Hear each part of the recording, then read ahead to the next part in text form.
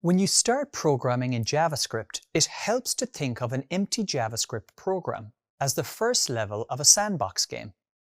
The world is still empty, but there's some underlying structure to it to build on. That structure needs to be there so that you can write custom JavaScript code in the first place.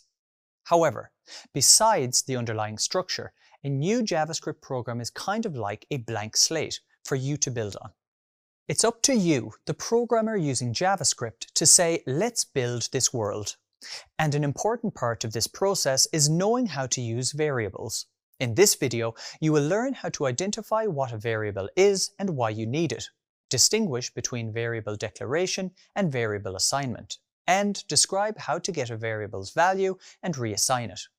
Let me demonstrate this now, using some code to assign a value to a variable and output it to the console. Right now, I have the Developer Tools panel open in my web browser. You can access this by pressing F12 on Windows and Linux or Command-Option-I on Mac. Then I select the Console tab. This works with any browser, and for this example, I'm using Google Chrome. Now I want to give JavaScript some idea of what I want to build, and I start by adding a person's name. I do this by typing John in double quotation marks. JavaScript receives this person's name and accepts it. There are no errors. This means I've given it some valid data, something that JavaScript can work with. Now let's say that I want JavaScript to say, "Hello John." In other words, I want it to use the name that I gave JavaScript and I want it to greet the person. But how do I do it? If I type "Hello John," I'm just typing the whole thing myself. I really want JavaScript to use the name I provided so I don't have to keep retyping it. And this is where variables come in. By using a variable, I can save the name John so that I can reuse it in the future. To save this name in a variable, I'll start with the keyword var and use it to signal to JavaScript that I'm giving it a value that I want it to reuse. To declare a variable, I type the keyword var.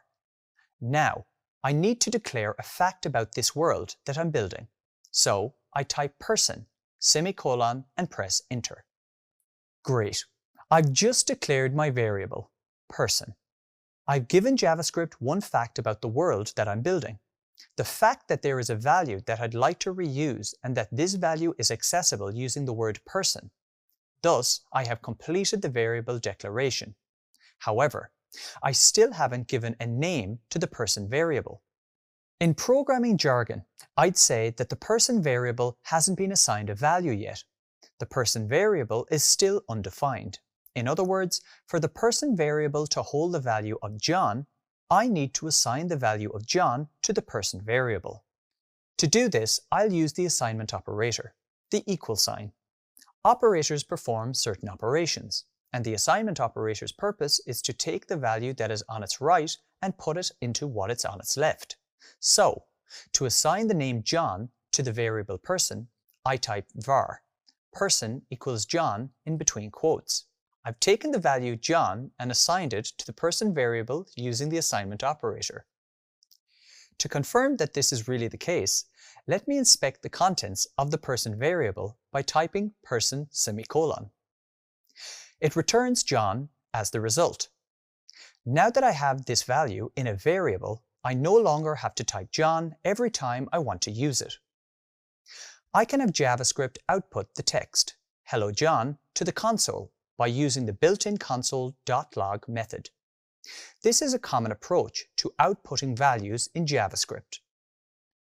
Notice that the browser is intelligently trying to guess what programming statement I want as I type. Don't worry about this now. I just want you to concentrate on variables and the console.log method. The console.log method can accept one or more values, separated by commas. So I type console.log, open parenthesis. Then I type hello in quotes, comma, person for the variable, and then close parenthesis. Notice that hello John is now logged to the console. This is an example of combining static text with a dynamic variable where the value can change. But why stop here? Why not save the greeting in a variable too? Let's create another variable and call it greeting, and assign this new variable the value hello in quotation marks. Now, when I use the console.log method with both variables greeting and person, the words or the values of these variables, hello John, are logged to the console. Finally, let me show you why variables are so useful. Now that I have the person and the greeting variables, I can reassign them, replacing their stored values. For example, I can change the value of the variable from hello to hi by typing greeting equals hi in quotation marks. Similarly, I can change the value of the variable person from John to James by doing the same thing.